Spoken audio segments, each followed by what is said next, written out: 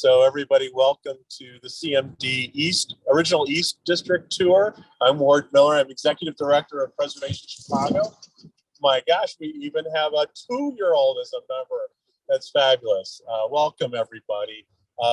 We're really honored to be able to share this research with you today in this tour during a COVID pandemic and a Delta variant that's circulating around. And yes, if you can wear your mask, that'd be great when we're not talking back and forth, just to be on the super safe side.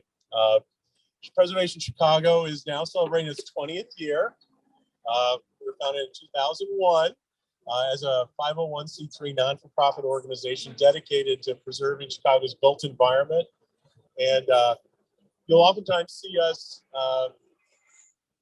in the news trying to encourage landmark designation and preservation of historic buildings throughout the city. And I just want you to know, we rarely charge for anything we do. We give it all away. We really believe in being here for everybody. Our service area is the city of Chicago. So our service area is just within those boundaries. And believe it or not, this keeps us very busy 24/7, 365. We're in the middle of several conferences that we're participating in this weekend, believe it or not. And we're just honored to have everybody here today for this CMD tour. This was an original concept and idea of bringing all sorts of services together to support manufacturing in the United States. We have Jacob Kaplan here, one of our board members and founders of Forgotten Chicago. He's also our vice president. We have Chavez, our director of research and special projects at Preservation Chicago. He's our newest employee, and he's going to be doing a lot of the tour.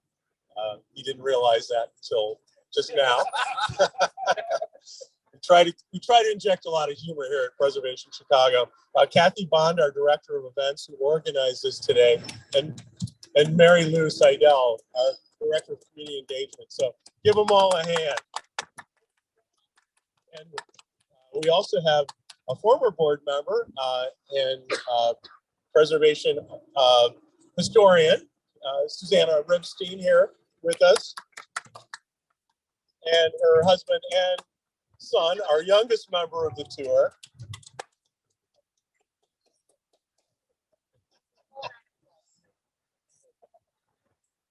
So with that said, we're going to begin our tour, our walking tour around the community. Remember, this is the original CMD. It preceded the one that's so well known and recognized on Pershing Road, just a half a mile from here or so, where you see those red brick buildings sort of marching down Pershing Road, the big clock tower. But it really all started here. And we, and so much of it has been lost, but yet there's still so much here that's worth saving. And this is part of a National Register district that we're involved in, along with our partner organization, Landmarks Illinois, in creating with one of our former employees that finished both documents for the original CMD and the Pershing Road CMD. But we really want to see a number of these buildings honored and landmarked and designated and protected. They're by a really famous group of industrial architects that also did buildings downtown, or buildings that are recognizable to us. For instance, Alfred Altschuler, who did the London Guarantee building across from the Wrigley Building, if you will, and the Tribune Tower at Michigan and Wacker Drive. So that's a designated landmark. It's now called the London House. But so much of what you see here is really original and really follows the idea of the Prairie style or the Chicago School or Gothic Revival styles. And it's just so important and sort of the beginnings of reinforced concrete buildings. So it's really important to preserve this, and we want to see this landmark as well as the other Pershing Road district. So just wanted to offer all that. I'm going to hand it over to Jacob and Max and Mary Lou and Kathy. Thank you. Thank you, Ward. Great to see everybody out here. Again, Jacob Kaplan with Preservation Chicago and Forgotten Chicago. And I should mention Patrick Steffes over there, also a Forgotten Chicago editor and writer, is with us on the tour today. And I just to kick things off a little bit, I'll just mention that at Forgotten Chicago, we haven't done tours for a couple of years, at least walking tours on our own. But when we did, and we did bike tours, we always loved coming here to the Central Manufacturing District. It's one of our favorite spots because so often Chicago's industrial history is overlooked and Chicago's industrial architecture is overlooked. And this is really the beginnings of a lot of that. If you think about when you drive out into the suburbs, you see industrial parks all over the place. This is arguably the first industrial park in the world, definitely the first in the US by any measure. Henry Prince, which I'm sure we'll be talking about, he was the developer of this industrial park. He was an out-of-town investor who saw the fact that we were right here near the Union Stockyards just to the south. And he was an investor in the railroad that served this area. And he said, let's build this industrial park, wasn't even known by that term yet, here on the near southwest side of Chicago and provide a place for companies to locate and basically be an all-encompassing service. So if you owned a factory and you wanted to open a branch plant here in Chicago, you could come to the Central Manufacturing District. They would build the plant for you. They would provide security and all sorts of services and basically a turnkey structure. And that was a revolutionary thing back in 1905. So we'll be talking a lot more about these buildings, but just a little intro on the CMD, and great to see everybody here today. Max? Thanks, everybody, for the intro. I appreciate that. So we've got some images that we'll pass around as we're going along, but we'll start with sort of, that was a really great intro. So the CMD East, or Central Manufacturing District, original East District, or we'll just do CMD East for the sake of brevity while we're on this tour. As you mentioned, it started off as a sort of way for Prince, well, two men actually, Prince, F.H. Prince, and A.G. Leonard. Leonard was the president of the Union Stockyards, which were just around the corner. And Prince was the sort of president of the Chicago Junction Railway. Mostly Prince. Prince was sort of interested in protecting his assets and growing his business. So he thought of a way to sort of increase tonnage, increase people using the railways. So he identified this area. The boundaries of the CMD East are 35th Street to the north, Ashland here, 39th Street, now Pershing to the south, and roughly about Morgan to the east. There's a little sort of flexibility in that area, but he identified this area. At the time, it was all cabbage patch. It was literally called the cabbage patch. That was sort of the official name for it. And it was all really just cabbage fields and lumber yards. So starting in about 1902 is when they first started installing all the infrastructure for the area. So that included railways. They started to pave the roads, all brick paved roads. And from there, this whole thing sort of sprouted up pretty impressively. As mentioned, one of the big perks with the CMD East was that you could customize your building. If you were a business owner, you were being sort of pushed out of the main industrial area around the downtown area. As the city densified, people were starting to move a little bit out. So here you had the room to really have a big warehouse.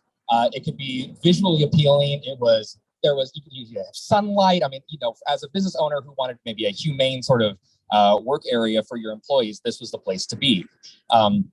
And because you could customize the building, you had your own team of architects that worked for CMD East. They had an office up on 35th Street, which will actually pass by. We can point out where it was. So you had a team of architects that would design the building to your own needs. And as a result, as we go around, you'll see a lot of the buildings still bear the markers of the companies that first established them. Their names are engraved in terracotta. They have, sometimes there's like little shields or plaques that will, bear the initials of the company. So, the places that really built this place up, they still have these like testaments to their presence, and they're, sort of a relic of who, brought this place to fruition. And as we'll go around again, we'll point out some things, but there's still a lot of the infrastructure left. You still see railway tracks. You'll still see some of the brick paved roads that existed. And this is really important, and obviously something that I feel should this be landmarked, hopefully one day. These are things that we can all protect because they're really wonderful testaments to sort of what made this place so appealing. Also part of it was that you would have an all-inclusive package when you joined into the CMD. So you would have a postal delivery. That was all part of it. You would have telegraphic services. You would have your own private water lines, your own private electric lines. If you were a small company, maybe you weren't that big yet, it was hard to sort of coordinate all those logistics. on top of running your business. Here at the CMD, it was sort of all taken care of for you. So you can understand why people, this idea was very appealing for a lot of big companies. So let's start with this one. So I'm going to pass around some images for everybody. Let's start it this way. So the image that you're seeing here is the original Wrigley Factory. The Wrigley Factory now is an Amazon delivery warehouse, but it was up at the corner over here at 35th and Ashland. So I don't know much about the Wrigley history. Maybe Ward can speak to, to Wrigley a little bit later on, but this was, the original factory, and it was absolutely massive. It was built in 2 phases between 1911 and 1913. The bulk of it was done in 1911, with a phase coming 2 years later. The original structure was built, as mentioned by Ward earlier, by Alfred S. Alschuler. And, this thing was really pretty massive. It was a huge complex. And, when you get you take a look at that photo and you take a look at it now, and it's kind of hard to imagine that it was, ever really there.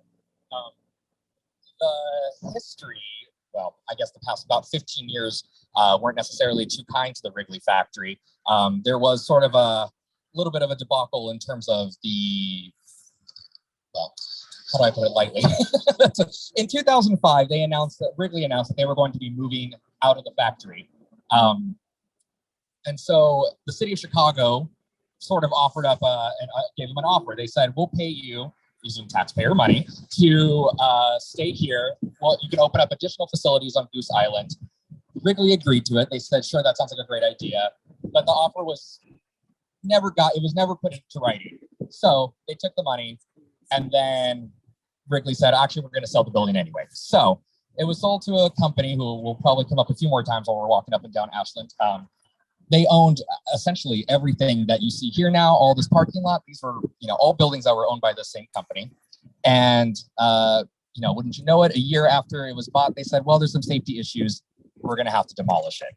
And they were able to. I'm not sure when it was the last bit of demolition was. I think probably 2013, 2012. Okay, so it's at half demolished for a while. And so, this is sort of the issues that we're talking about when it comes to CMD, is that there are no protections for it. So, if you have it and you want to demolish it, you can do so. So, this is something that we're obviously really fighting for to protect these buildings moving forward. And I'll go ahead and take the next one. So the next image that we're going to be passing around, this is of the Larkin Building. Now, so this is going to be of the Larkin Building. The Larkin Building was built 1912, designed by an architect. I think this was his only building that he did in the CMD, by an architect by the name of F.E. Lockwood. We're actually standing right at about where the Larkin Building was. If you passed by the CMD, drove up Ashland, up until really about February or so, the building was still here. It was demolished recently. This is probably the most recent, I would say, probably the most recent demolition in the CMD. You take a look at it, it was a really quite handsome building. It was owned by the Larkin Soap Company. They were headquartered out of Buffalo. They started in, I believe, 1875 was their first year of operation. They started mostly just doing soaps. And then it really began to grow. They came up with something that was called the Larkin idea, which essentially started to turn into a mixture of, classic catalog company. They had everything that you would order in their catalogs. But on top of that, they sort of pioneered what we would call like the Avon lady now. They would have women that they would hire to go around to their friends, set up in people's homes and say, buy, this is the Larkin product, you should buy it. And so in that way, they became like this absolutely massive company. So when they built the Larkin Building here, they were already a pretty massive industry. If the Larkin name sounds familiar to you, and you're a Frank Lloyd Wright fan, it probably makes sense. By the time that they were an absolutely massive name, they were able to hire Frank Lloyd Wright to design their administration building in Buffalo at their headquarters. They kind of needed a place to combine all of their administration offices, so they did it there. They hired Frank Lloyd Wright. If you've seen it, you know it. It was an absolute masterpiece of a building. Probably one of my favorite works, and definitely one of my favorite works of his that has been lost and demolished. but it was demolished in 1950. It was a very controversial, very regrettable demolition. So, it's interesting to sort of draw comparisons between this building that was demolished, the former Larkin building that was demolished in Buffalo. Sadly, they do have this sort of unfortunate legacy of lost beautiful architecture. So I think we can probably start to move down to the Moose Wild building.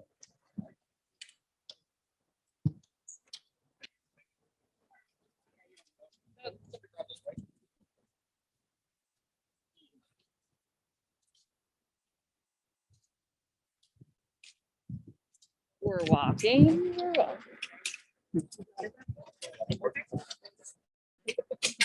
Hey, Joanne.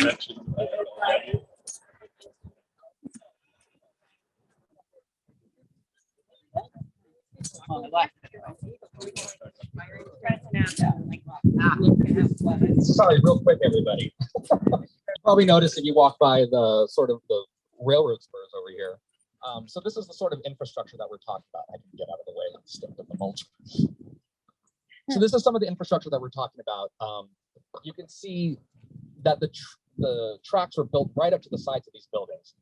And obviously, like I said earlier, that was a big appeal for these companies. You didn't have to sort of transport things from far away to your building. You literally had the trains or the docks on the rivers, as we'll talk about later. It came right up to your building. It delivered it straight to you. So these things are really important in telling the story of the CMD East and the Pershing District. So yeah, take a look. I think it's pretty fascinating, interesting little relic of a time gone by.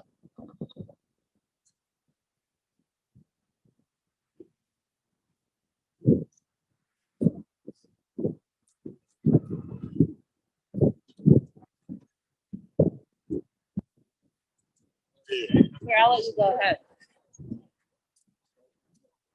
Are you good pulling that? Yeah. Okay.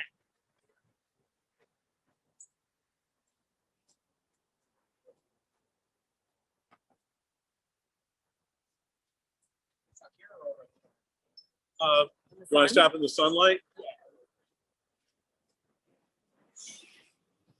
Actually, we talked about both buildings.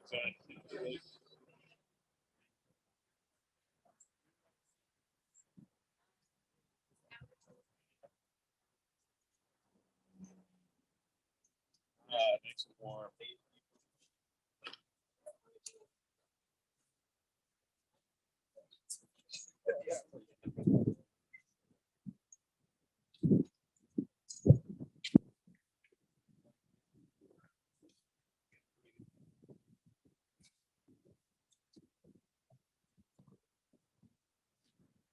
All right, so I'll be passing around another image. So this building that we're standing next to, currently a public storage, but as you'll see in the image, you'll actually see two names across the top of the corners of the building. This was originally built by the Loose Wiles Biscuit Company. They were actually based out of Kansas City, Kansas. I believe they started about 1902. The owner's name was Joseph Wiles. He was actually part of the National Biscuit Company, the Bisco. And he decided to open up his own company. So, this was built in 1909, 1911, 1910, somewhere around there. 1909, 1909. So, this was built only about 7 years after they started the company. So their name was already starting to rise in a pretty big way, and they wanted to tap into getting into the Chicago market. So they built this here. Moose Wild actually changed their name after about 30 or 40 years to Sunshine Biscuits. That was sort of the thought that they became known for, and they ended up changing the name because they just had better name recognition that way. Actually, Sunshine still exists. They're still open in the city. Up until recently, I think the name is still on. You can see it on boxes of Cheez-Its. So that's all sort of that's all part of their legacy. Sunshine Biscuits was eventually bought out by Keebler. And then Keebler was bought out by, I believe, Kellogg. So, they're all sort of part of this long dynasty of cookies and biscuits and crackers. But I think this is really one of the loveliest buildings that's on here on Ashland. It's just really filled with so many great details. And I don't know if anybody got a chance to see, but the doorway over on Ashland too is just absolutely gorgeous. This is an Altschuler as well. This is designed by Alfred Altschuler. He did quite a few of the buildings. along this stretch of Ashland. And look over here, this is also an Alschuler building. Turn this around. Actually, I think we have a photo of that one as well. Yeah. Whichever way. That's there.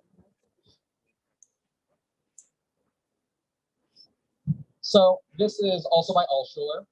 This was originally used by actually two companies. This is by Fanmuller Engineering and another company that was very ambiguously named the Machinery Warehouse.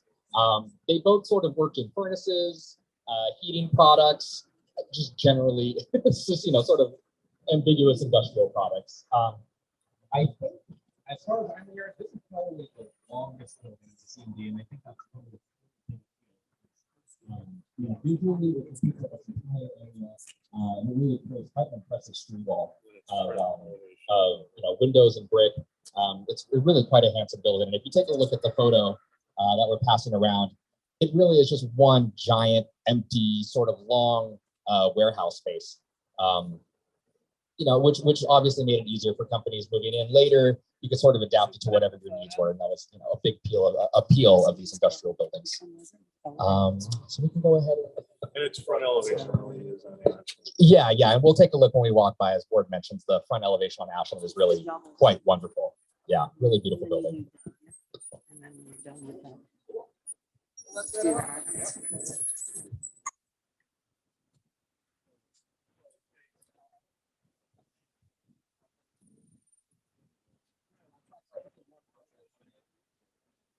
I think this is working pretty well. So yeah, it looks great because I can see it on here. It looks really good on here. They can hear us talking.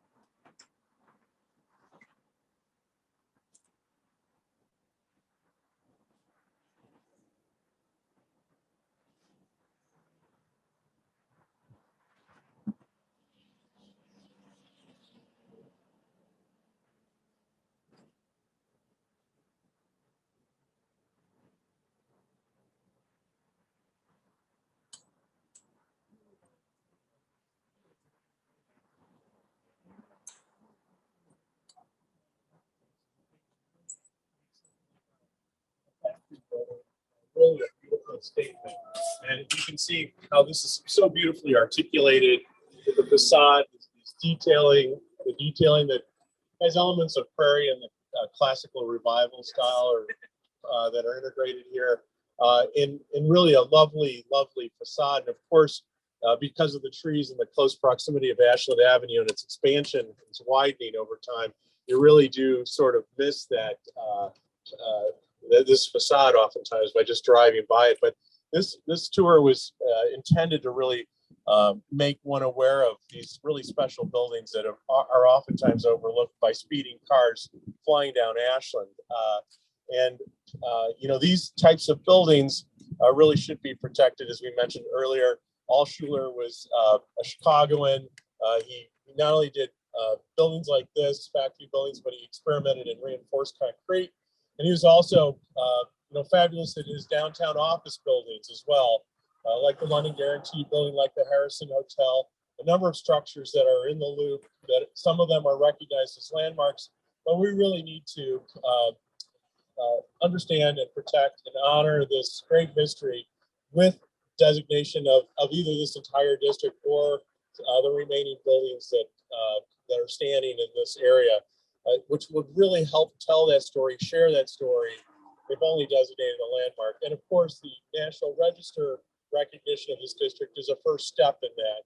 But really, these are some of the great buildings of Chicago that are oftentimes overlooked. And that's really tragic. And that's why we need more people at DPD, Department of Planning and Development, at the city and the Historic Preservation Division to help recognize these great buildings and landmark them. And that's part of our job as well in Chicago to extend the history of these buildings and to encourage their designation, and in some cases even write the designation reports if necessary. We really need to push hard. We have a really wonderful landmark staff, if you will, DPD landmark staff. However, it's a fraction of those staffs in other cities that are less recognized for their landmark buildings. So we really need to encourage our city to hire more people there and to do more of these landmark designations. And this is a fine example of a building that should be landmarked. Down to 38. Still got you here. Okay. Want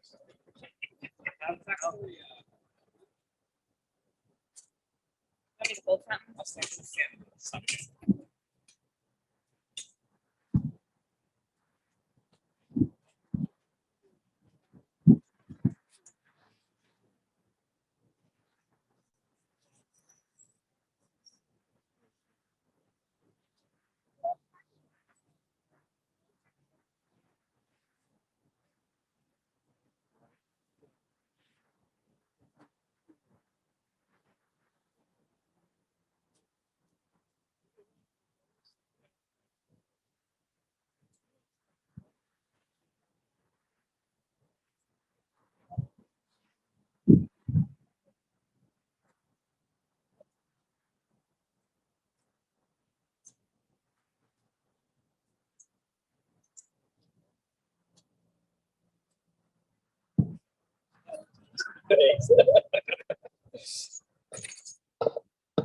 So as you may notice, we're standing in front of a parking lot. This is unfortunately a recurring theme on this stretch of Ashland. So I'm handing around a couple photos right now. There's going to be 3 that you're going to see. These 3 were all here. This is actually probably the biggest loss, I think, collectively of what we used to have of the CMD here on Ashland. You'll notice there is one building here on the other side of the Fan Mueller Engineering building, this really long one. There was a bit of an alleyway, and then the building was pretty much butted right up next to it. That was owned by the American Everready company. Everready was sold essentially they were sold the patent for the flashlight by a gentleman named David Massell early in the 20th century. So if you know Everready batteries, that's them. They started, essentially here at this location. Next door to it was a really wonderful building designed by Samuel Scott Joy, who was, if you've driven down Pershing, he was, a lot of those buildings were all designed by him, and especially anything with a tower seemed to be Joy's sort of MO. He would put a tower on a lot of things. So there was a building probably right about here, I would say it may have started or so. And the photo that you'll see with the tower, that was owned by the Union Bag and Company building. And then a little bit further down at that corner, I guess that would be what, 37th or 38th, 38th and Ashland, was the Pullman Couch Company. What was it, 2013 there was a fire that some of you may remember. I was not living here at the time, but there was a fire, middle of winter. It smoldered for hours and hours and hours and was, covered in ice by the time it was done. It completely froze over. The building was not occupied at the time. So, this is another issue that we face with buildings in the CMD. These buildings that aren't occupied, they suffer from neglect, there's deferred maintenance, and even if they aren't actively demolished, unfortunately, these things do end up getting demolished anyway because of fires, because of collapse. Little interesting thing about the Pullman Couch Company is they were sort of the first people to really start pioneering the sofa bed, or they call it Davenport bed. Not connected, as I found out recently, with Pullman, coach cars. The name sort of just came up when they came up with the idea for the company. They were in the former Pullman building, and they thought, oh, that'll be a good name to name our company. So, their growth was huge. They would sell these bedroom suites, and sort of their main offices were down there. So.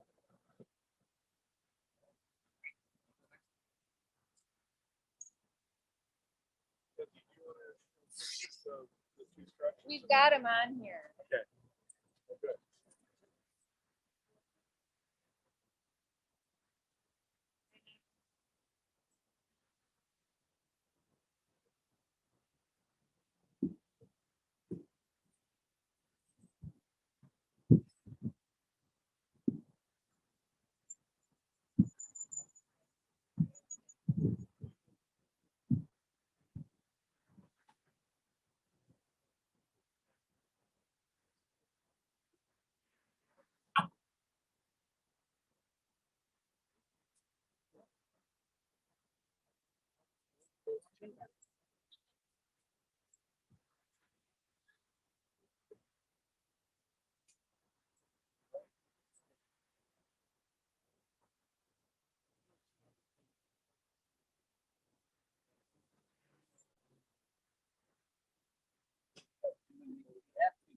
Right, exactly.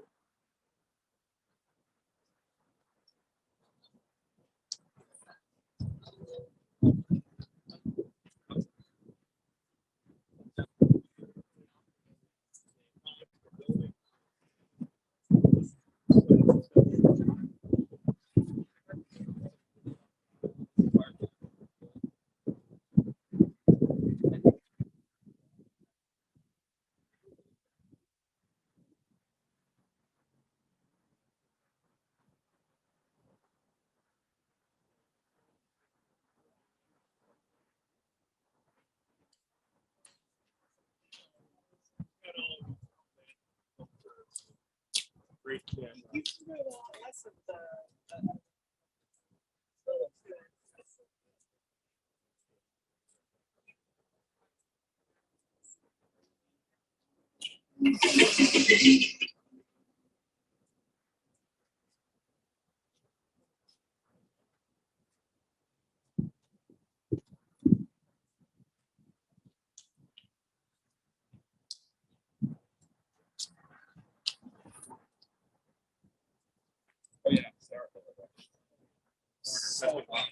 Oh yeah, yeah.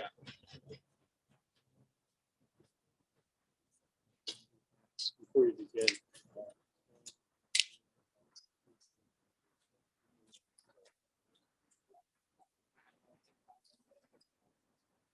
We gotta speed it up though. We gotta speed it up. Oh, You got everybody? Wonderful. Okay. Great. So, I understand there was a question about sort of a couple of the buildings on this side of Ashland, specifically like sort of the Acme building down over there, a couple of these as well. So these buildings are actually not officially included in the National Register District for the CMD East. However, they sort of were not, I guess they're sort of unofficial offshoots. I don't think they were ever officially part of the CMD East, but they share in the same sort of architectural spirit. And, you know, these companies would have had wonderful proximity to these companies as well. So it was all sort of a shared neighborhood space. Obviously, you know, when the day comes that we get this neighborhood landmark, we would love to have all those buildings included. I mean, if you look, it is, you know, there's some really good ones up and down this stretch that aren't officially part of the CMD East, but really, really quite lovely buildings. So I'm going to pass around another set of photos here. I'll start with that one. So this one you may recognize. It's the Imperial Campbell branch building down here on the corner. This was designed by a gentleman named R.S. Lindstrom. Again, he didn't do too many buildings in the CMD East, but this is probably one of his more notable ones just because it is right here on Ashland. They were a wallpapering company. Not the first one that not the last one that we're going to see on this tour. There was quite a few people who were involved in wallpapering in this time, who were, you know, functioning out of the CMD East. Now this building here, if you can get a good angle, it's sort of hard to try and see the tower, but certainly one of the loveliest buildings, in my opinion, in the entire CMD East. Designed in this sort of industrial Gothic revival with a really beautiful terracotta work. This was owned by the Continental Can Company. As you can guess, they made cans. That was sort of their thing. They did tin cans. Then they started buying up other companies. They did, you know, glass containers, tin, aluminum, everything, to the point where they went to the Supreme Court at one point because they were involved in sort of a trust busting controversy at one point. And if I'm not mistaken, this was also owned at one point by Hugold's, the department store. So, you know, you'll see as we go through later, there's quite a few buildings that were owned by, you know, really notable Chicago names. And then I'm going to go ahead and pass this one around too really quickly. This building you'll notice is no longer standing. But this building was down at the corner of Pershing and Ashland. It was owned by Stark Pianos. This was also designed, as mentioned earlier, by Samuel Scott Joy. It had a tower. That's usually sort of the indicator that you can tell if he designed it, it's usually got a tower on it. I don't know when it was demolished, but it's been, like we were saying earlier, it's been gone a long time. But you know, unfortunately, I think this is one of the saddest losses of a building in the CMD East. It really was quite a handsome, good-looking building. So, okay, I think we can move on to the next spot. If there's any questions along the way, you can ask them, because it's a bit of a walk to the next place. Let's turn it It's off. 38, right? It's going to be the Kellogg Mckay one. Yeah. Were the towers used to conceal the water tanks? Say it again. Were the towers used to conceal the water tanks? Not that I'm aware of. I've seen some of the. Do you want to let them know we're walking Yeah. for 6 minutes, like 5 minutes?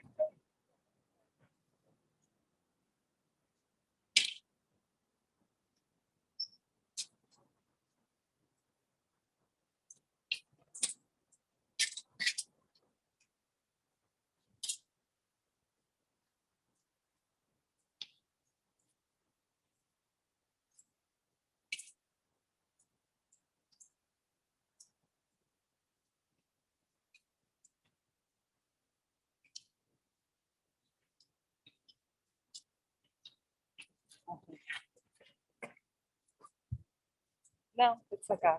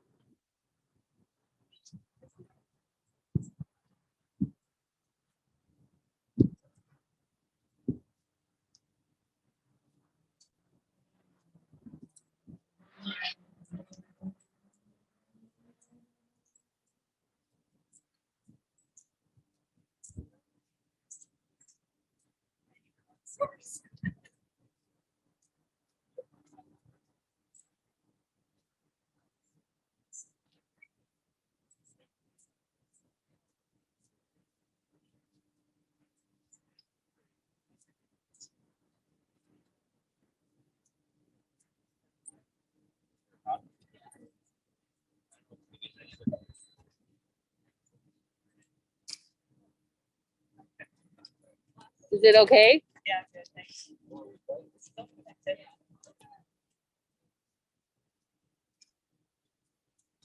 So just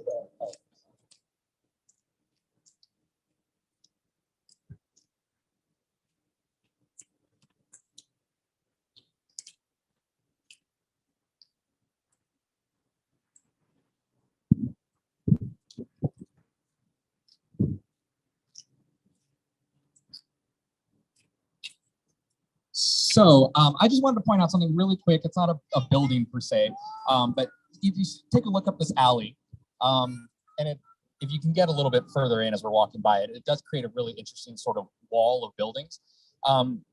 Sort of what we were talking about earlier about, you know, the remnants of infrastructure. This would have been one of the railways.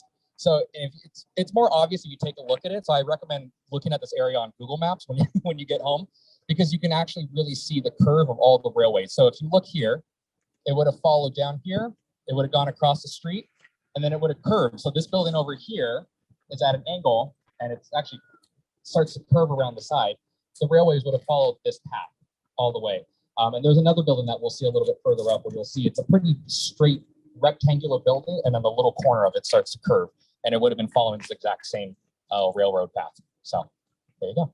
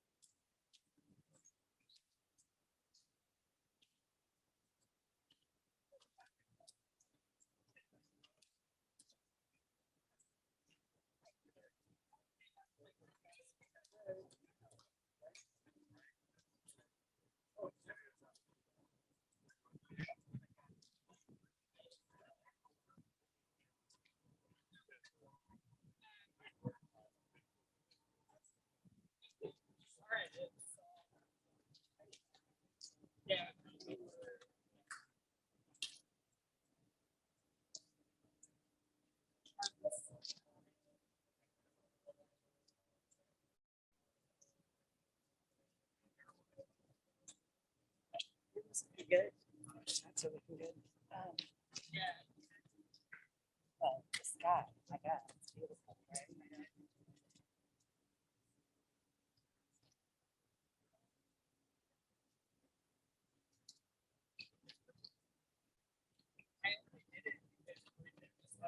My arms are working.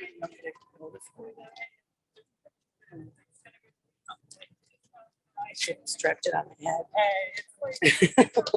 GoPro. Exactly.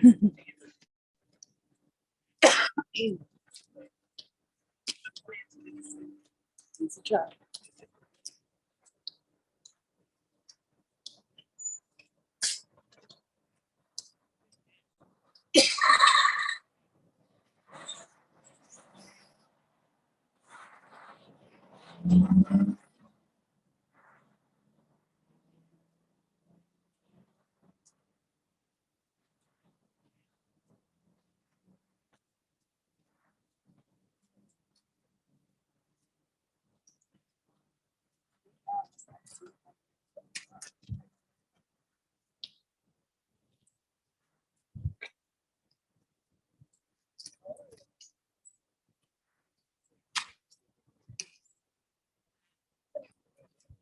I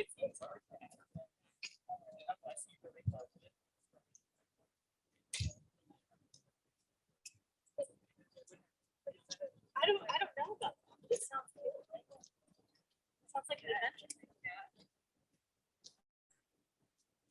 You can get fairly close to it if you're doing the trucking paths on the other side of the river. And something like good at it, but you still can't really see it. And all I want is to see where the river is.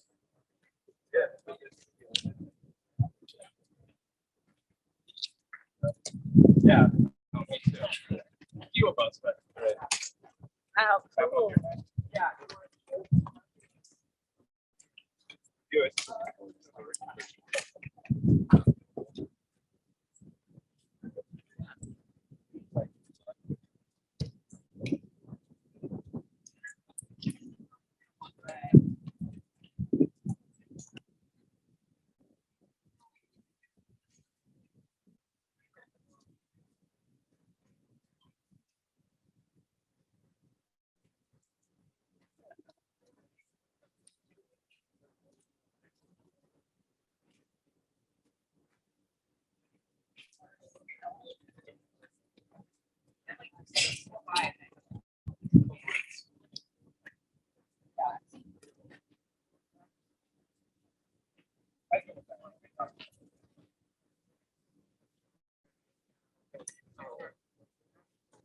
But, guys,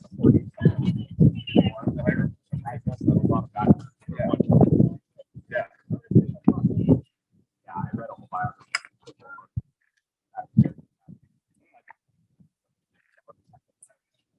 lot of that. Yeah.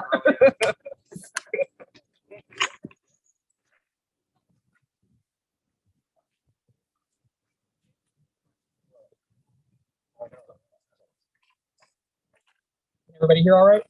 We're good? Okay, wonderful. So I'm glad we got a little constitutional in there and a little break from Ashland. So this is the Kellogg Mckay Company building. This dated from about the mid 1920s, 1926. This was designed by Samuel Scott Joy. We believe it's not necessarily official. Oh yeah, go ahead and pass that. Get it around. We're passing another image around of the building. So designed by Samuel Scott Joy in 1926, which is interesting because Samuel Scott Joy stopped being the Central Manufacturing District's official architect in 1921. So we're not quite sure why he came back. Like you said, maybe somebody just really wanted him to sort of repeat some of his past successes.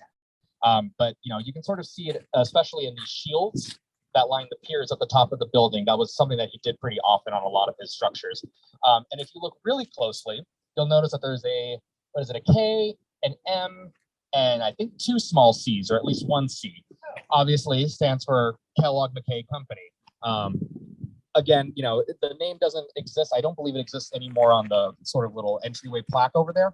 But this was a way that they sort of, personalized the building. They made it their own, and it still exists. So it's a really, sort of wonderful testament to the company that existed here, or at least was, helped to build it. I'm not sure who Kelmer is. If anybody knows, they can maybe speak to that. But obviously, they were a later tenant of the building.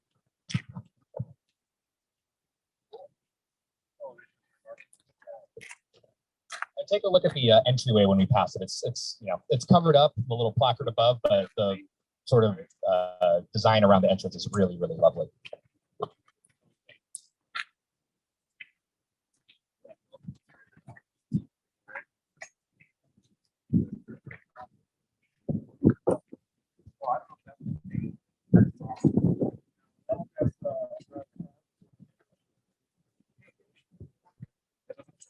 What do you say about that, Warren?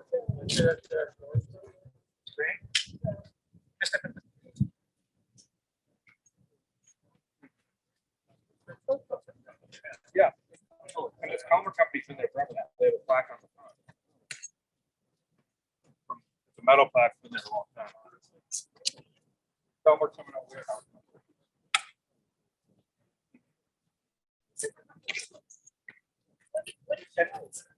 The original might be under that thing too. Who knows? Yeah. Yeah. Hard to say.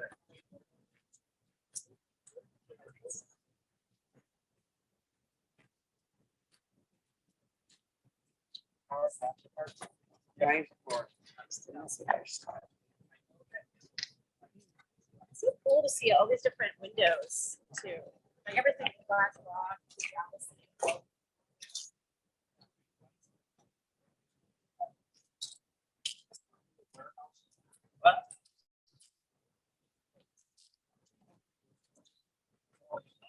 Oh, they used to be a warehouse. Now it's almost empty. I use myself.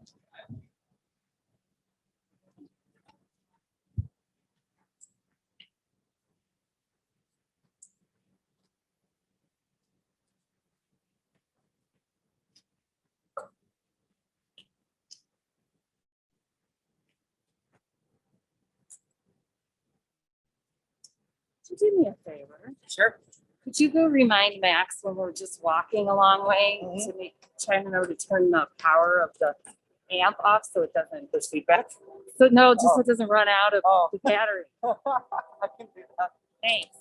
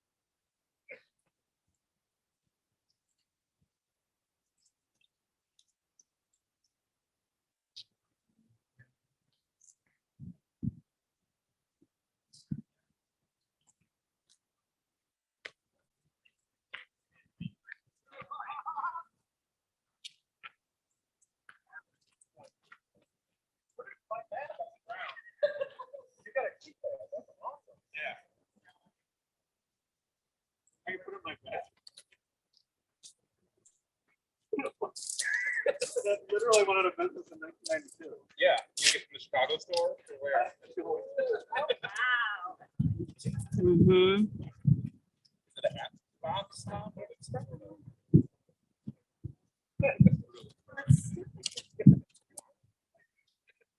Don't break it.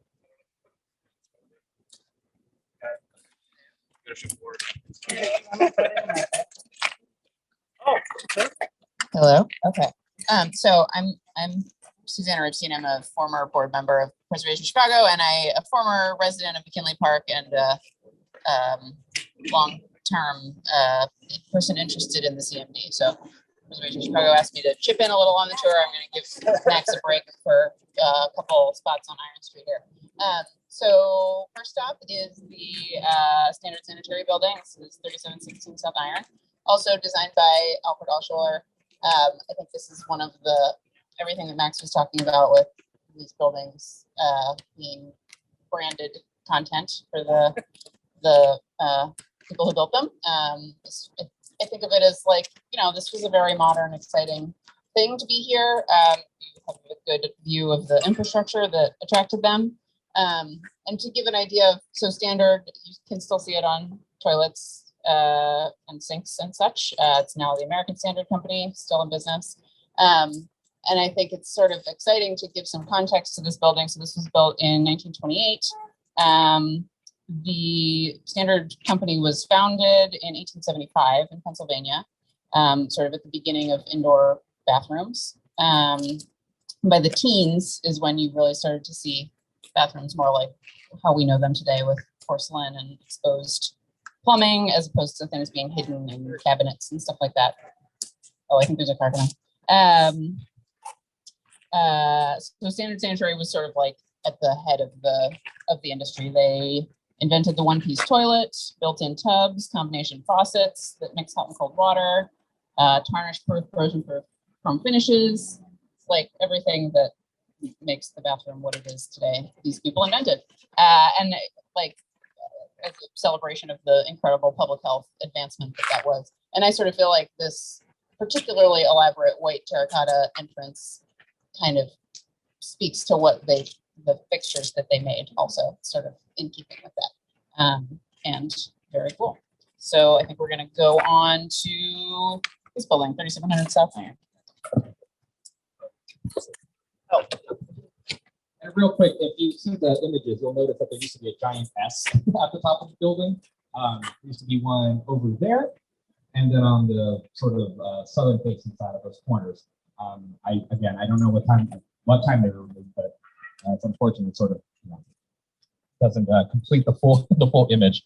And this is also one of the few, I think there's only maybe a handful of really like truly Art Deco sort of style buildings in the CMD. This is one of them.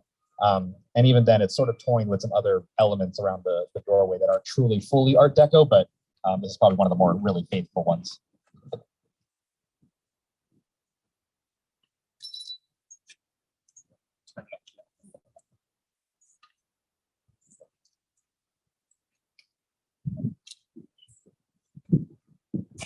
don't know if there is one.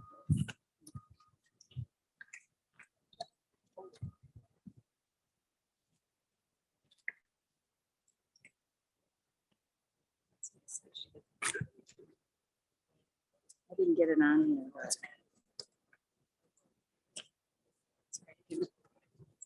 Sorry, did you?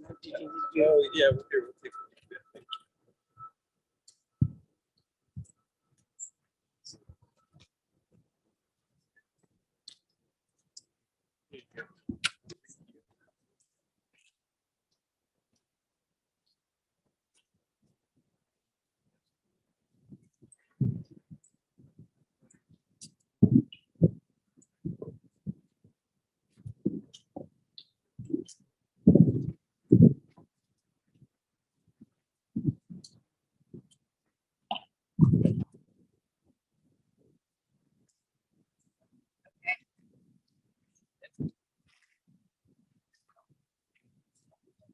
Two on buttons. Sorry. Two on buttons. Okay.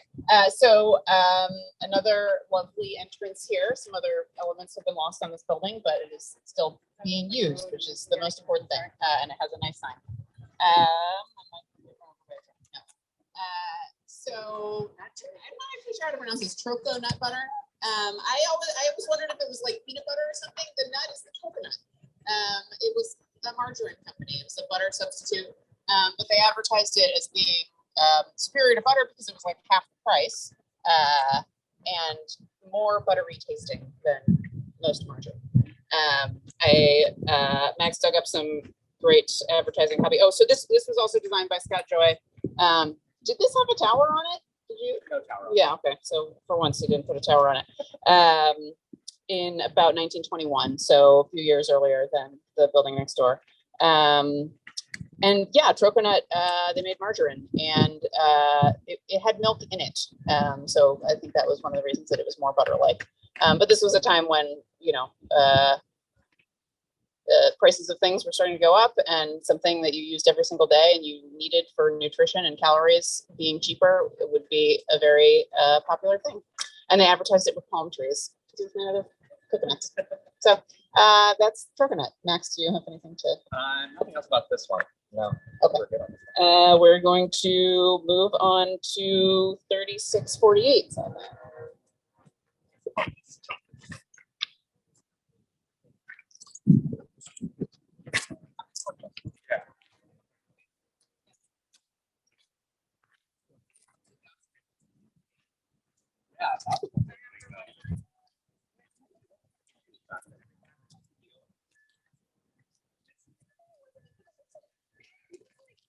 Going around town, yeah.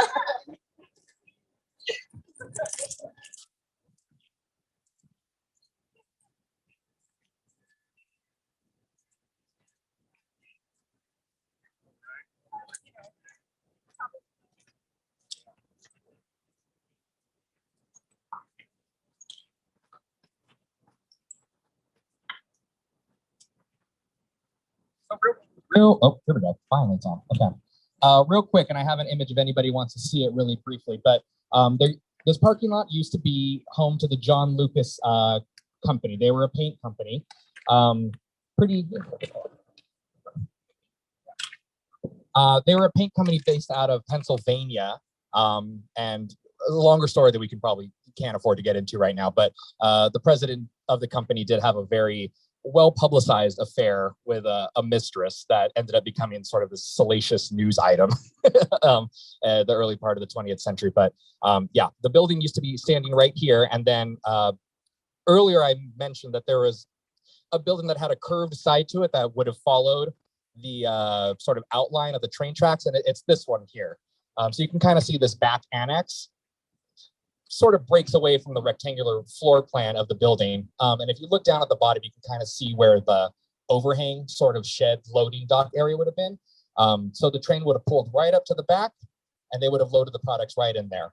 So again, you can see how appealing this would have been for a company to literally have their products and their, sort of manufacturing materials brought right to their doorstep.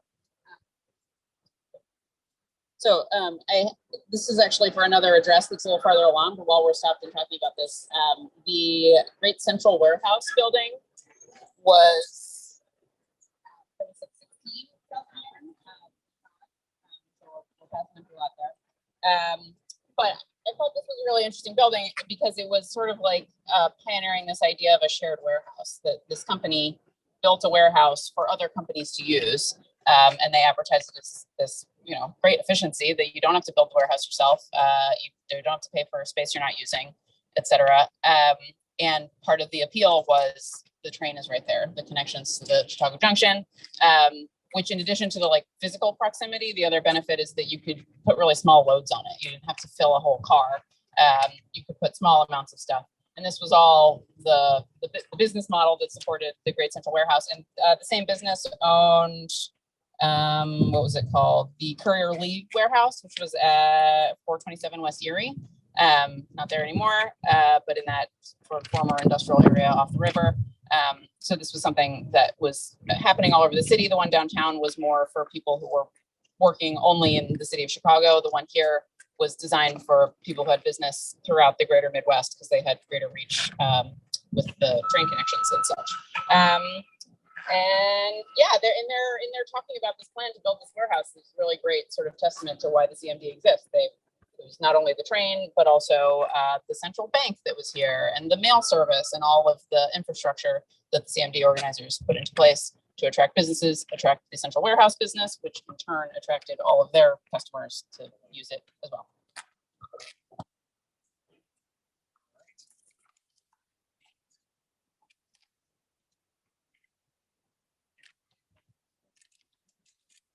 Word.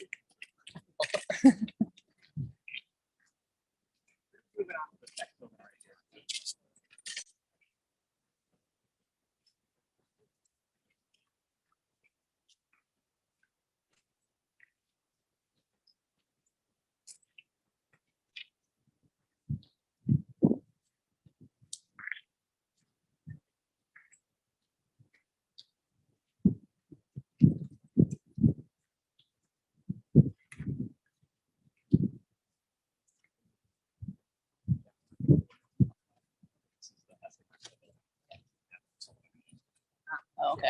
Hello?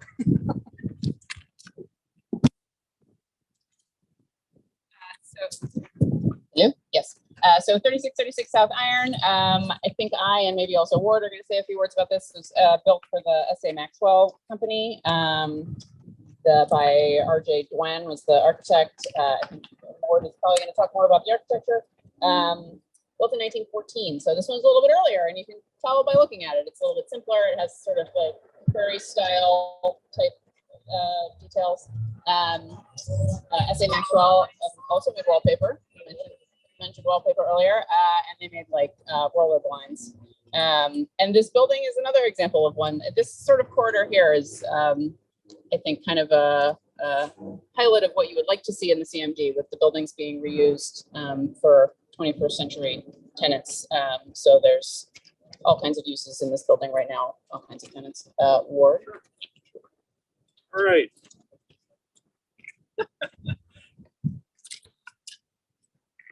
So the S.A. Maxwell store dates back to an earlier building by Adler and Sullivan, which still exists. It's at 15 South Wabash. You can see a picture of it here. And this is the earliest building of Adler and Sullivan still remaining. And it actually was designed by, as you can see, Adler and Sullivan, but under the offices of D. Adler and Company in 1882. And then they moved from this structure to a place on South Wabash Avenue across from the CNA building, which has since been demolished. But a remarkable company that was, making stationery, was also involved in wallpapers. Their wallpapers are actually quite well known, and they're selling on the internet little scraps of and pieces of wallpaper for several $100s a piece. So a really high quality paper company. Was also headquartered in this area, so it moved from the Loop out to the CMD area. But as you can see, this is a wonderful building. It's on Wabash. It's across the street from the buildings of Schlesinger and Mayer and Carson Perry Scott that were remodeled by Louis Sullivan. And this structure has just been completely restored at its base level with its original cast iron columns and its carved ornament with this such a really unique early Sullivan style ornament that was so typical of Sullivan in his early years. So here we have a building that really does not only combine the Prairie School, but also the Chicago School of Architecture. You can see that sort of clear structure behind, most likely steel, the use of steel with these large window bays. Also probably wood built construction as well, because that was pretty typical for factories. But you get that sort of clarity of design here, that and that verticality that is so much a part of the Chicago School. And then ironically, over that that entrance over there, you almost get a reinterpretation of the Chicago window, if you will, with a big, large center window and these sort of side operable panels, which are probably all now fixed. But a really clear expression of the Prairie School and the Chicago School of Architecture coming together in a really lovely building. And this is, as Susannah mentioned, what we'd like to see happen with so many of the buildings in the CMD to sort of recognize the importance of this district and just reuse these buildings, if not for industry, for other uses corporate headquarters and sometimes residential, as we've seen in the River North and River West areas. So looks like they over-tuck pointed the top floor, if you will. We got a little carried away with the tuck pointing, but in general, you know, you have to commend these types of operations. This is really amazing to see this happen in the CMD when there's been so many tragic stories. And again, I think this would be the heart of a landmark district if such a district were to occur around 37th and Union and capture many of these structures that are smaller structures that really would be in danger of demolition in the future. And this building already comes with its own ghost. Yeah. And here's the Adler at Sullivan building that maybe many of you know. So,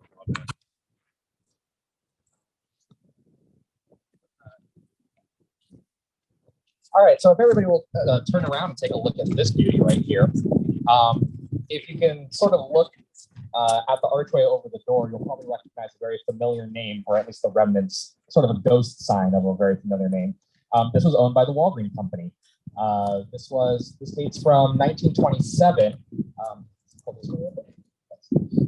So you'll actually notice that 1, 2, 3, 4 of these buildings, they're all pretty similar in size and design.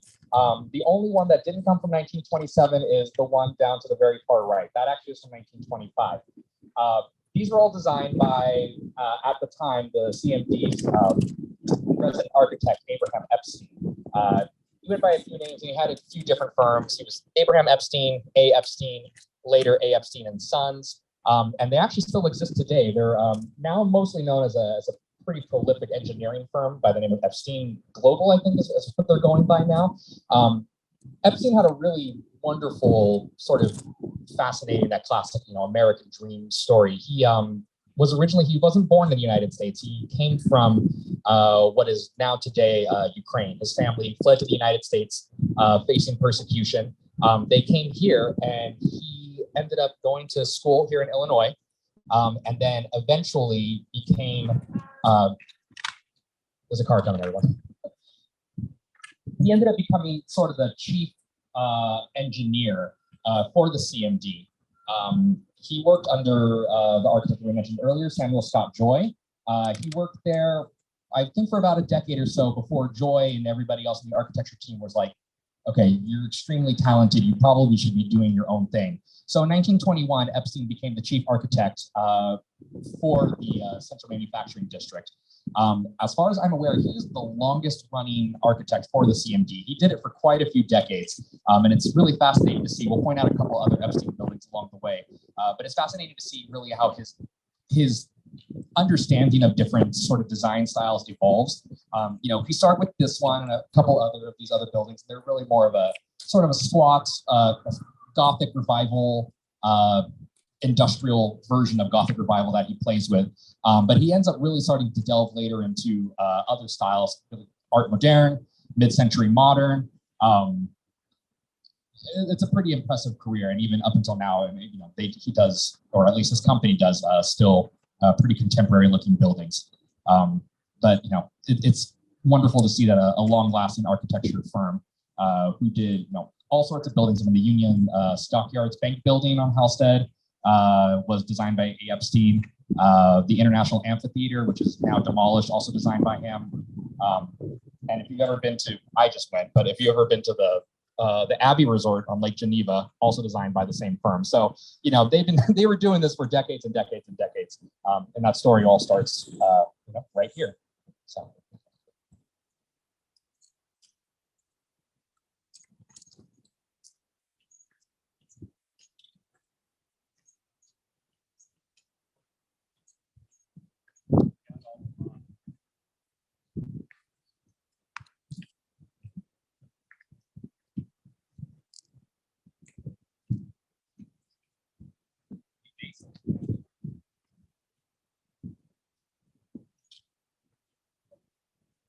Beautiful.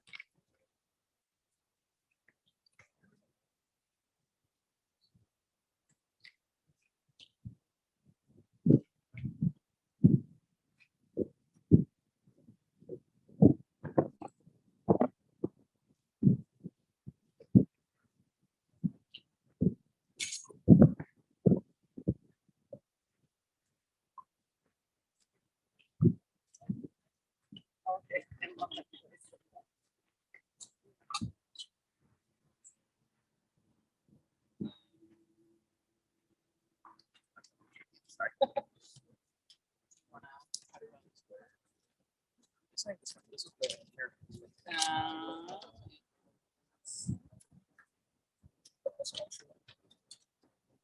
No, it's not right. Oh, that's right. Yeah. It's like, Okay, have another photo to pass around. So you'll notice in this picture that only one of these buildings is remaining, and it's going to be the one that is now currently the home of Mars Brewing. So this was home to the American Glue Company. Obviously, they made glue. And then the building next door was a pretty wonderful building. You'll see huge tower. So we know who designed it. It was Samuel Scott Joy. I'm not quite sure when that one was demolished, but they were a pretty complementary pair. Again, sort of like we mentioned with this one, this is exactly what we want to see. You know, as people who love buildings and preservationists, we want to see creative reuses for buildings. And I mean, you know, a brewery and a restaurant, I mean, that is a perfect sort of, you know, creative reuse for these sort of old buildings. And if you'll take a look down this alleyway, if you want to poke your head in, this is probably one of the best remaining sort of remnants of the brick paved roads that the CMD was known for. You know, before they went through and paved everything and gave it a really solid infrastructure, this was all just dirt. There was dirt, there was lumber yards, there was former fields.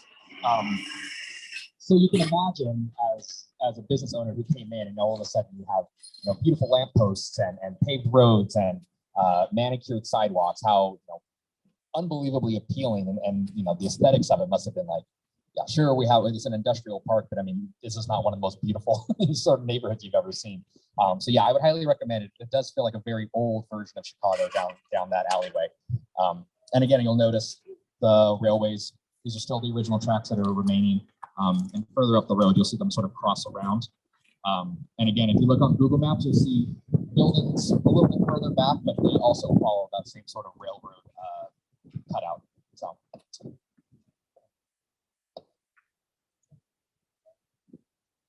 Apparently Mars is also doing an outdoor beer garden well into the evening. So if you want to come back and support the Central Manufacturing District, that is the best way to do it, by getting absolutely smashed in an outdoor space. cool. All right, we're gonna walk to 35th Street. All right.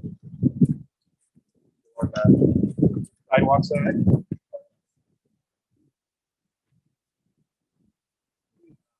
Yeah, they did.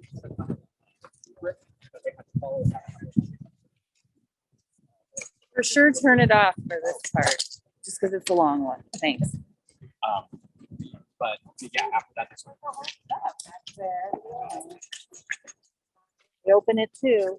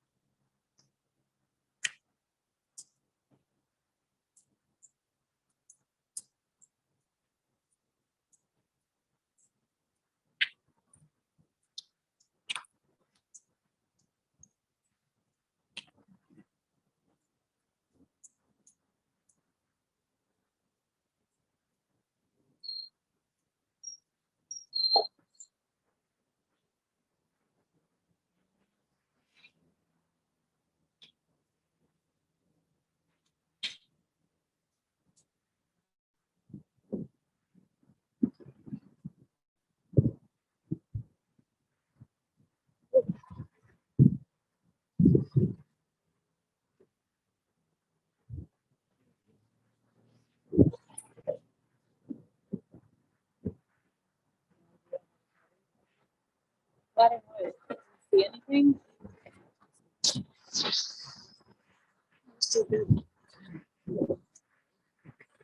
More than halfway through, and we got that.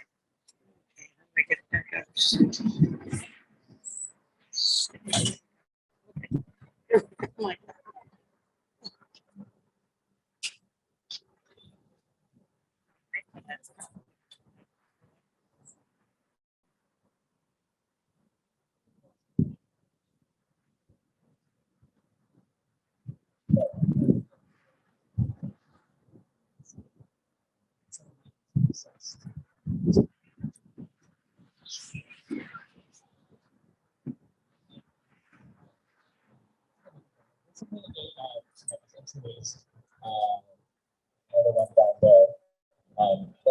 Oh my God. And if you can imagine, this stretch of 35th Street, honestly, probably from right about here, all the way down to Morgan where the tour is going to end. This was all factories. It was pretty well packed in with all sorts of buildings. And even down there, I believe, I'm not quite sure what it is now, some sort of newer storage area. But there was a really large warehouse there that was part of the CMD, and it was owned for many decades by Sears Roebuck. It was sort of a storage area for their mail catalog needs. But yeah, enjoy that picture when it comes around. It's a really beautiful building, designed by Postel Amala. I've never had to say their names, but they did quite a few buildings. They did the original, or rather the annex to the Wrigley Factory in 1913. But this is probably their biggest design here in the CMD.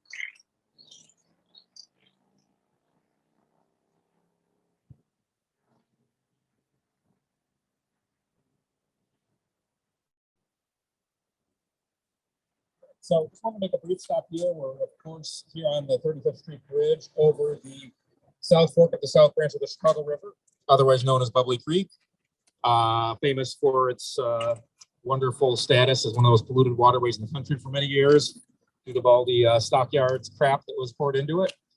And certainly it runs right through the heart of the Central Manufacturing District.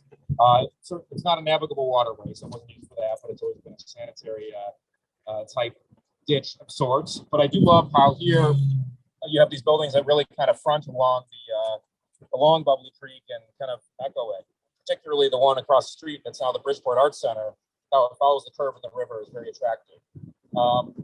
That building and many of the buildings we're about to be talking about were for years part of the Spiegel Corporation. And we'll talk about them a little more as we go a little farther east. But Spiegel was a huge catalog retailer. And over the years, they bought pretty much all the buildings on 35th east of here and operated a huge operation here with thousands of workers. So we'll talk more about those buildings as we go farther east. This one actually was for years home to the Albert Pick Company. They made kind of barware and hotel type kind of glassware and things like that. But then later on, like all the others along here, became part of, or most of them became part of Spiegel. And now it's the Bridgeport Arts Center, which is great to see it reused and restored. I think, are we still going to take a quick break? Well, we can keep going, or if people So need to stop. if everybody would like, we can take just maybe like a quick 5-minute break or so here. They have some bathrooms. Maybe you can buy water or coffee, or we can just keep going. Is there a consensus? You want to just keep going? Okay, we'll keep going. All right. Yeah, we're almost there. Okay. Okay. That's a great days for people going to the art center if we have time. Maybe after we end it, then yeah, maybe they do the background. 12. So we have an hour. Oh yeah, I'm sorry.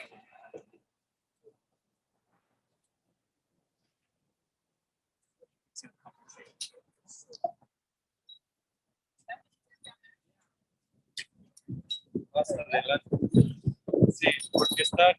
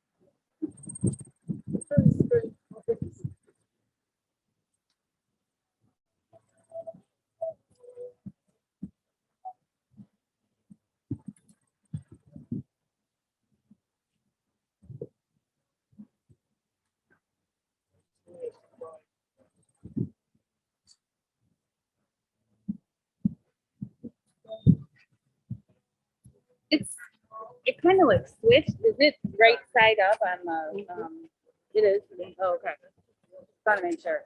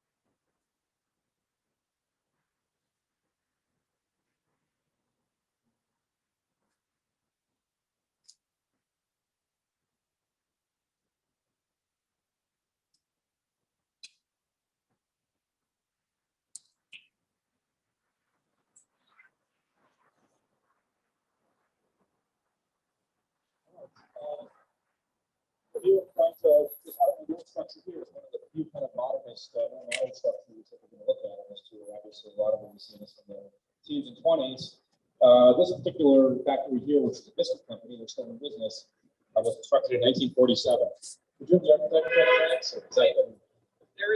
There's no official architect for this one, but judging by the time, sort of the modernist style, I would assume it's also Abraham Epstein.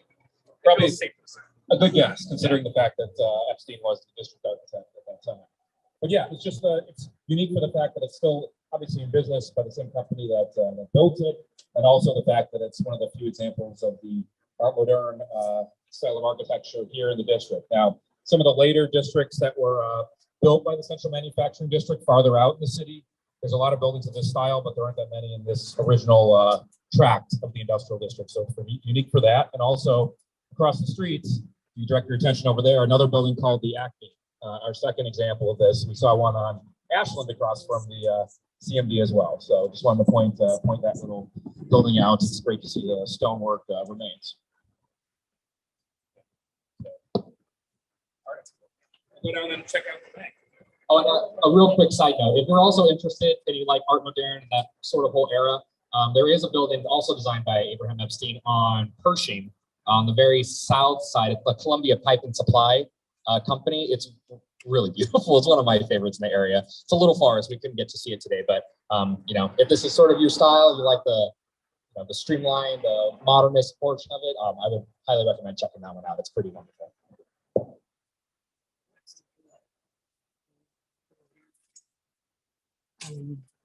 Somebody said, hey, is anybody good at iPhones? Everybody good with iPhones?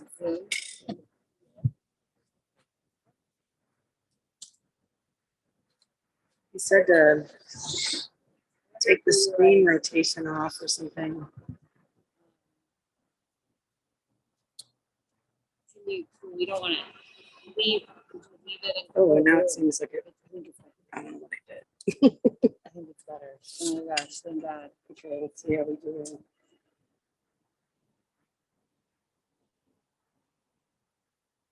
Ooh, we're good. Okay. Okay.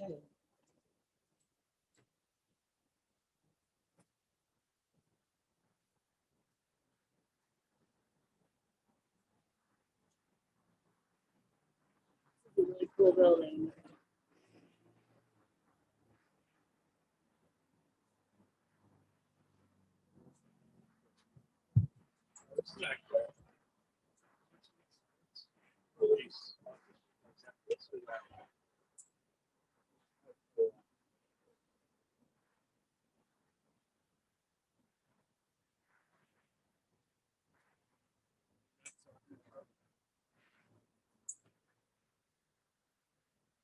Bank building is too.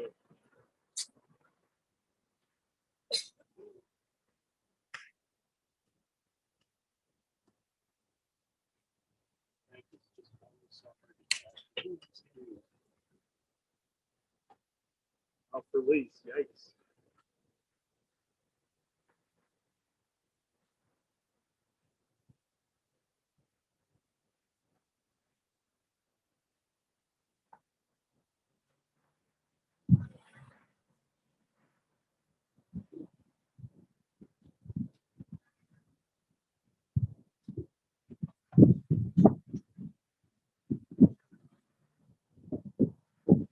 I'm just gonna go across.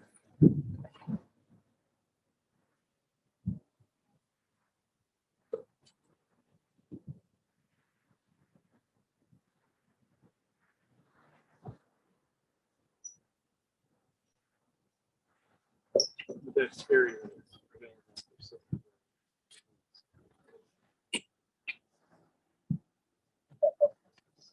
While we're here, if you can, take a look inside, especially this window. I don't think you can see this one. But this one, and there might be a couple others down here. If you press your face up against the window, you can actually still see the inside of the building. There's actually a pretty good amount of detail and sort of layout still left. So just while we're here, take a look. Cool. Just so this is of course, as you can see, the District National Bank. This was built by the Central Manufacturing District in 1912 to be a place for the businesses to bank in, and also on the second floor, I believe it had the headquarters for the CMD for many years as well. It was also kind of a clubhouse. So if you were one of the factory executives that owned a plant here, you had a clubhouse you could use. That's obviously long gone, but this was kind of the nerve center of the central manufacturing district for many, many years. And pretty incredible that it still stands, including with its original plaques here. And it was a bank up until a few years ago, and now it's vacant. So we are very concerned about the future of this structure. But fortunately, still here. Hopefully, it can be saved and reused. And just a real quick aside, earlier I mentioned that the CMD had its own architecture office. It would have been actually a little bit to the right here. So this entire parking lot here, this was all sort of smaller buildings. They were sort of a little bit more utilitarian. They weren't really like, it wasn't a very fancy design.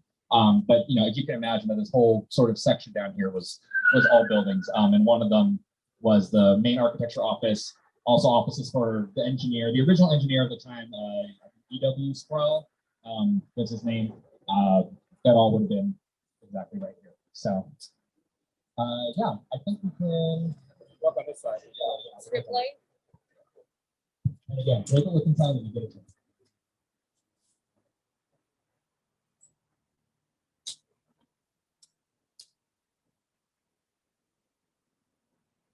Oh, in the center over there.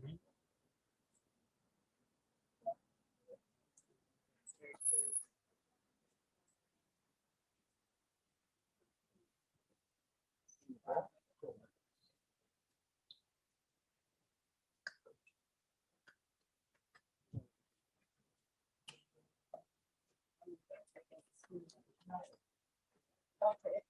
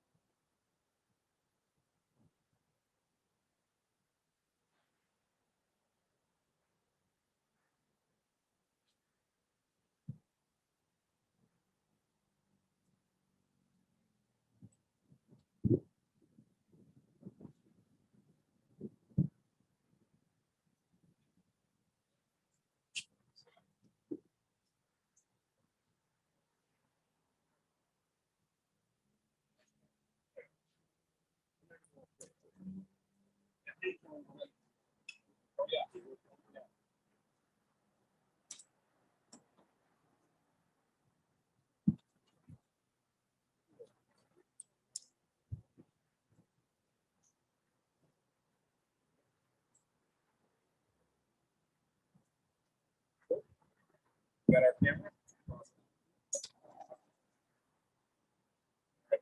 Yep, yep. All right. We are now in the middle of Spiegel land, as you can see from the stonework up there. Still says Spiegel Inc. So just a little bit about the company. First of all, again, they were a huge employer here in the Central Manufacturing District. They were certainly not as well known as some of the larger mail order catalog houses in Chicago, like Sears and Montgomery Ward, but they're probably number 3 after those two. And they actually kept employees in Chicago longer than those two companies. Actually, Whiskey's catalog, still occupying a lot of warehouses along here into the 1990s. So Spiegel began in 1910 with their first building along 35th Street here. They had moved from another location. And actually, by the end of the 1950s, they had over $200 million in annual mail order sales. They were one of the largest mail order companies in the country. And by that point, they were actually employing by the early 1970s, over 5,000 people in the Chicago area, and about 75% of those were here along 35th Street. So again, one of the largest employers here in the Bridgeport area, and certainly one of the largest in the central manufacturing district. But then starting in the 1990s, business went downhill. They tried to get into the retail market for a while. That kind of failed with retail stores. They owned Eddie Bauer stores for a while, actually. But they ended up closing a lot of the warehouses along the street starting in the 1990s. And many of them became vacant and unfortunately were demolished, as you can see from some of the photos that are being passed around. But what's nice is that some of the buildings here do remain, including the one that we're in front of. This is actually a city landmark. One of the few landmark buildings we're seeing on this tour was landmarked in the 2000s.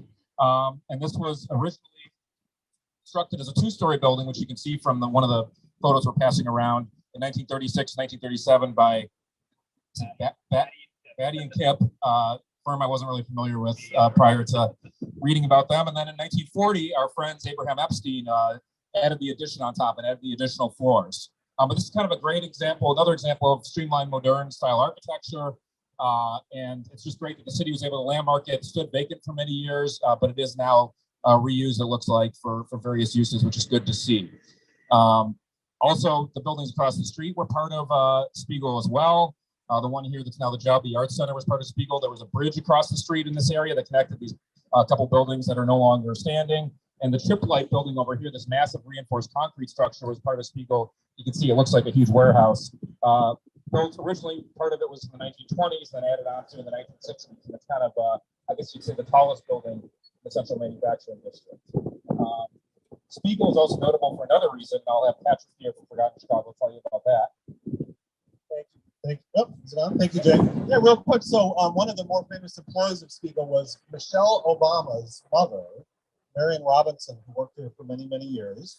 And just wanted to give a shout out. This is kind of nothing to do with where we are at the CMD, but those little hints of sort of presidential first lady history really tend to be forgotten. A lot of those, we've almost no landmarks in Chicago noting that. Just wanted to say, because our organization has put on a few presentations over the years on presidential and first lady history.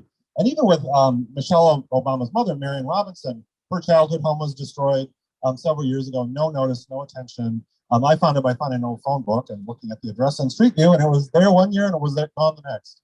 And even notably, Ronald Reagan's only Chicago home was demolished with a lot of protests in 2013. So just a little shout out, like all of these sort of everything that weaves through Chicago. And one of the things that we've always said too is we have so few plaques commemorating these things. It's something that would be really valuable, I think, in the future. Just so once there's a plaque, it usually stays there and people get to know more about the history of the place. And just one real quick thing, I'm passing around an image right now. You'll notice that the building in this image is no longer here. It would have been, oh yeah, we'll show it that way. It would have been actually right here. It would have been across the street, sort of next to this building, which is now the Joby Arts Center. It would have been here. It's a really long building. Again, there's a tower, so you can just sort of automatically assume Samuel Scott Joy.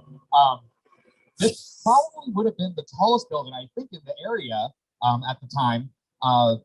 And I will say that a lot of the buildings, especially the one with the clock tower, the Central Manufacturing District at the time, they published a lot of books and magazines that sort of advertised to people to come to the CMD. We have buildings, we still have vacant lots.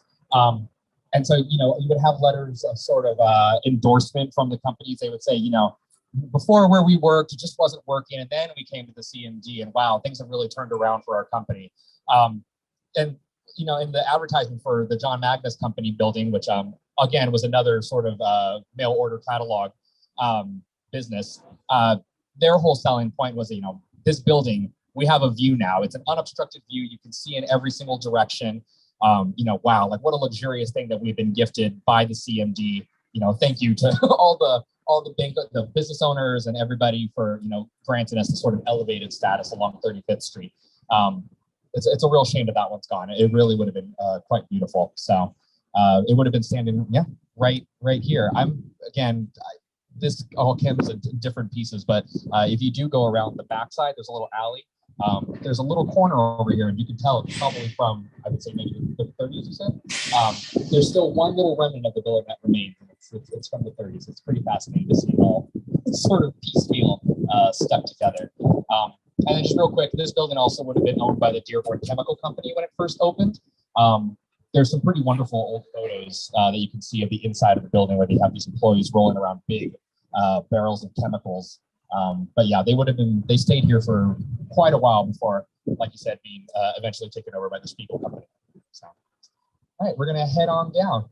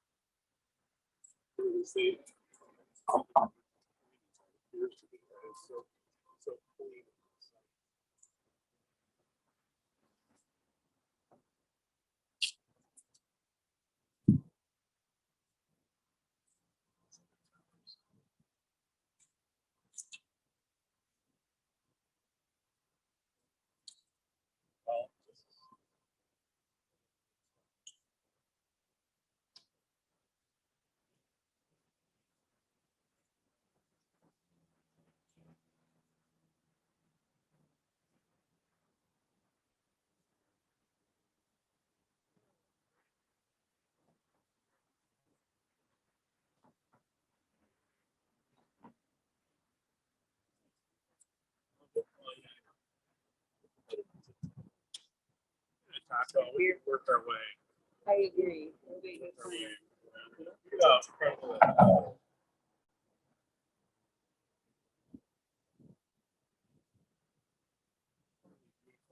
Even if it is a storage warehouse.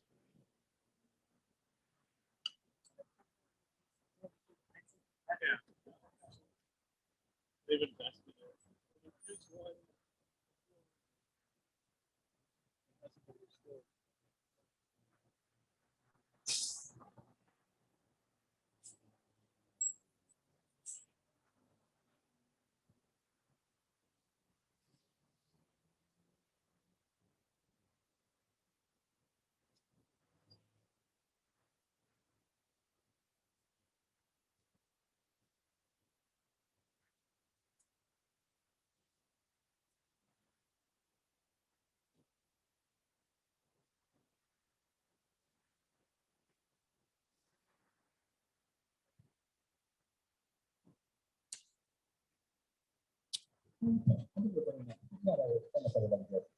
So this is our second to last stop on the tour. This is Morgan. This is the eastern border of the CMD East. This is really about where everything started to stop.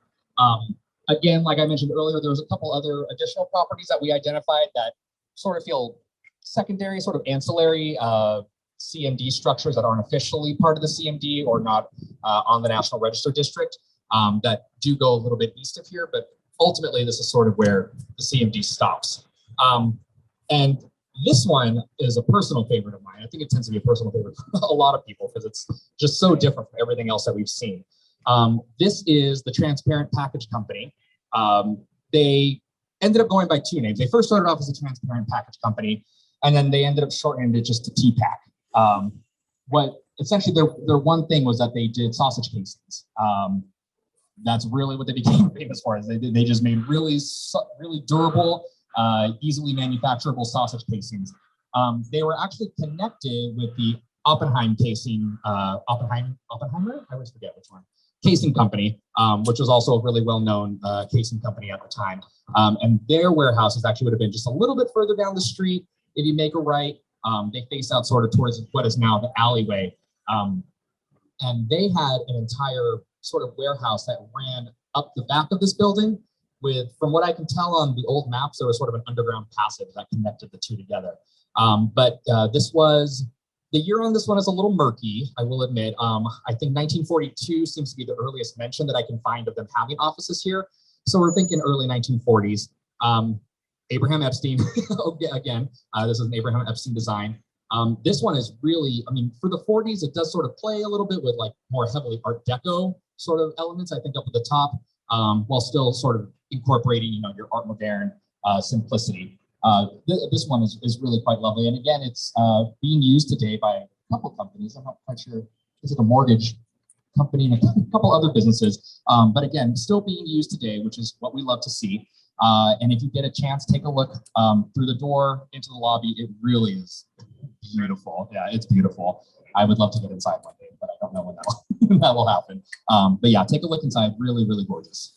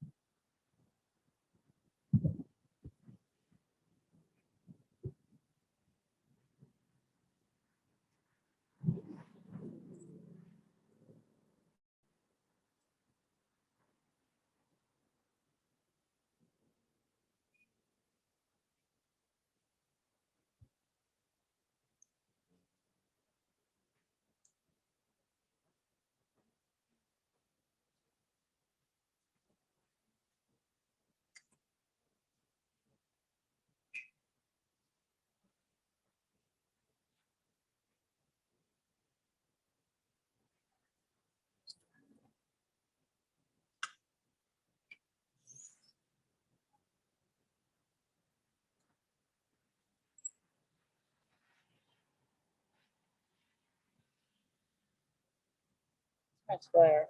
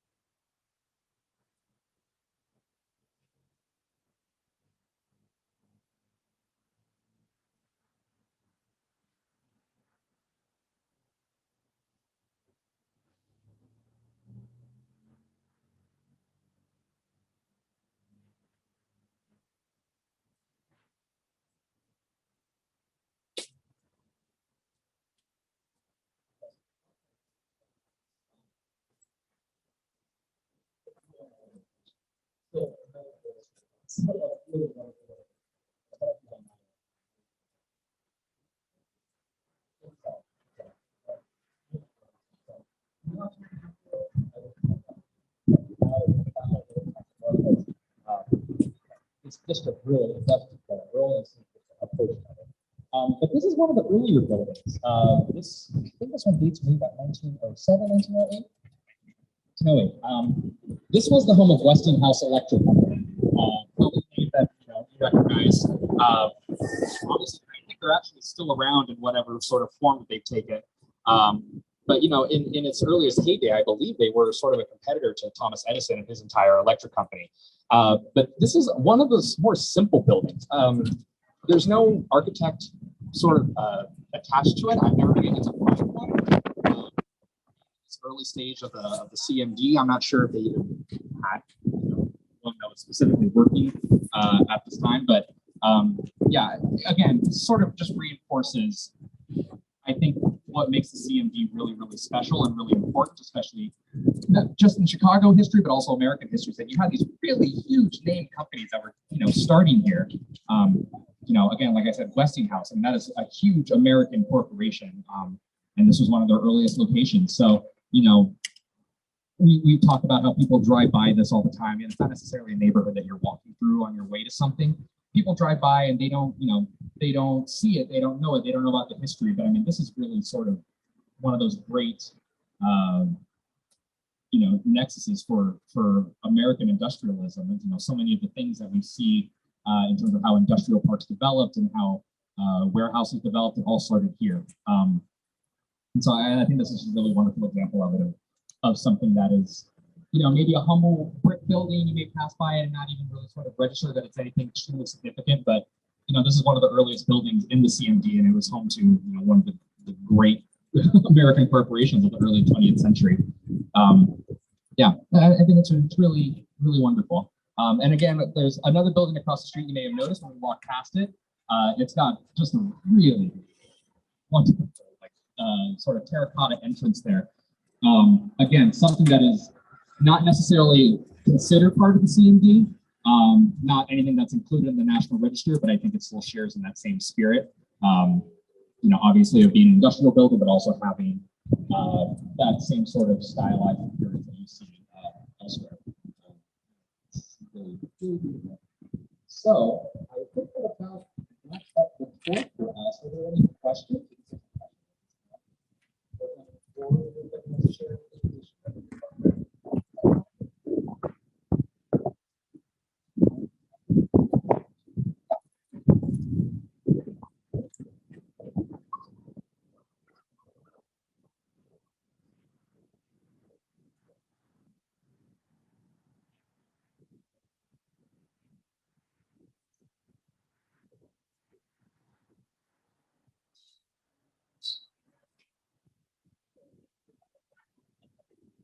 So the question was, how would you sort of classify this in terms of a style or a designation? It is a little sort of vague, I guess. I mean, it almost feels sort of Spanish a little bit. I don't know. There's a little bit of a mix, I think, you see throughout the CMD, especially when you're looking at the standard building, which is by name, by definition, an Art Deco building, but there's really all sorts of patterns that they're incorporating in there that were not Art Deco, maybe like vaguely Art Nouveau. It's kind of hard to classify at times. But I don't know. I think that's a good debate to have about how would you classify that one. It feels vaguely Spanish to me. Maybe that's just LA. So everything's by default it's Spanish. I don't know. What would you say, Ward? I'm going to let everybody else. Okay. Why don't we take a vote on that? How does that sound? You know what? A beautiful little building. We all agree. Yeah, it's an absolutely beautiful building. Celebrated entrance, terracotta. Yeah. Really unique that somebody's really trying to make a statement. Right. Yeah. And again, that it comes back to that idea of making industry beautiful and really putting in the effort to beautify these areas that could have just been sort of nondescript and sort of ugly. They really took the time to beautify these areas. Our street scenes are still all the better for it. There's all kinds of beauty.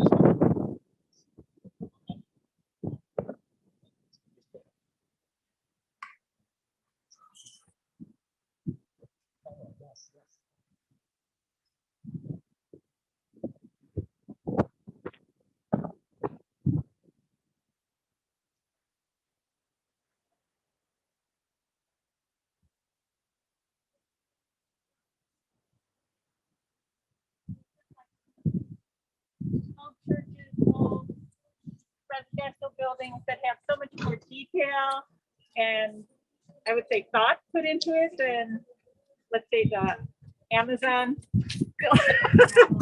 You're allowed to say it. Yeah, right. So that would just be a kind of standard per the course industrial. Yeah, I would say so. Yeah, so the question was sort of, is this an indicator of anything about the sort of status of the company, or their size, or their money? And I would not say that it is. I think, one of the nice things about Terracotta is it was more easily available to a lot of people back then. So again, I don't know if this was necessarily part of the CMD. It very well could have been, and maybe it's just not documented. But the nice thing about this area, and specifically the CMD, is that they made really beautiful detail accessible to a lot of smaller companies that wouldn't necessarily have been able to hire their own architect and their own engineer and pay all these sorts of people. You could come in and pay your sort of, as I was discussing earlier with somebody, sort of like an early HOA fee. You pay your fee, you get in, and you get all these services provided to you as one active amendment deal.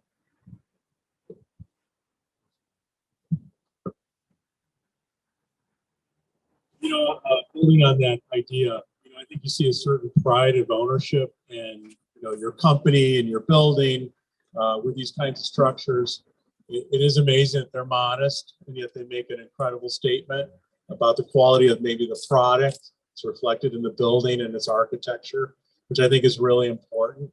And it is kind of funny today that, the warehouses that we've seen built along Ashland Avenue that have really replaced wonderful buildings with towers and whatnot, even though these companies are very wealthy and could invest in really a good architecture, have decided to take a plain Jane model that's used across the country, almost a big box idea, and not even celebrate the fact that they're a major company contributing to our city. It's all, and it almost turns its back on us all, and it makes you want to put on blinders versus structures that we've seen today, where you really understand that pride of ownership, you understand the quality of detailing.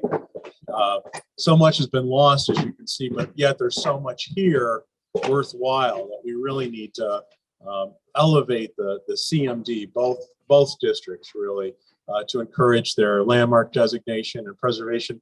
And even if it's not done as a landmark district, even as a conservation district, as the city's been sort of toying around with, if you will, forgive that expression, but we've been talking about that for almost a decade, conservation districts, and we haven't seen one implemented yet, which is really tragic, I think. It really brings a certain awareness to the quality of yesteryear. And of course, these buildings are built so well that they can really adapt to many different uses, and we shouldn't be demolishing them. We should have incentives and additional programs to help encourage a reuse and a revisioning and a protection of these structures. So with that said, I want to thank everybody, especially Mac Chavez, for a wonderful tour today. Ribstein, Susannah, Jacob Kaplan of Preservationist Chicago, Lou Seidel, our Director of Community Engagement, and Kathy Bond, our Director of Events, who organized all of this today. Kudos to you, Kathy. Yeah. Yeah, just my phone goes off. Yeah, it's in my vest pocket. So good timing. But thank you, everybody, and thank you to all of you that are joining us via video platform. We greatly appreciate it. All right, thank you, everybody. Bye-bye. I'm gonna go across to the Terracotta Arch, and then we'll end things. I Also, don't if think anybody's hungry, people got to are we see still it. going to Taco after, or is it related? Perfect. Perfect. So if anybody's hungry, wants some tacos, and wants to talk about industrial architecture. So we talked a bit, people were talking about this terracotta archway here. So I just wanted to give you a better view of it. It is really stunning. And this is the building that is, I guess, technically not in the district, but it really is a special little place here.